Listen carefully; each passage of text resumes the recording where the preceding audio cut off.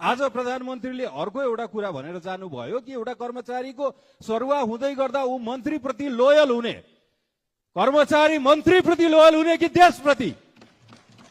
मन्त्रीको चाप्लुसी गर्नलाई को कर्मचारी आउँछ? कस्तो कुरा गरेर जानुभयो उहाँले कि मन्त्रीप्रति लोयल भएन त्यसैले सरुवा गरियो रे।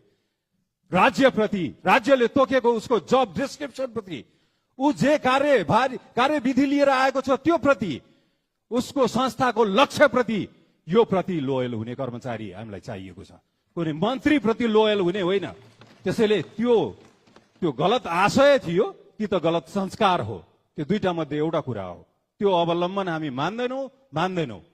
त्यसैले गर्दा मन्त्री प्रति लोयल हुने प्रहरी, कर्मचारी, यस्तो छोडौं संस्कार।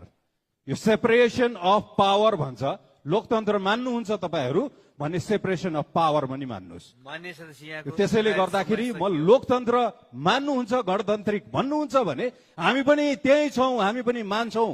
तर यो अवसरवाद र राजनीतिक मिटर ब्याजीको अभ्यास गर्ने लोकतन्त्र र गणतन्त्र होइन। हामी निष्पक्ष, अनुशासित, संविधानले तोकेको गणतन्त्र र लोकतन्त्र मानेर आएको छौं र हामी यो देशको हरेक कर्मचारीलाई, देश, नागरिक, मतदाता, करदाता प्रति लोयल भइदिन भन्छु। कुनै मन्त्री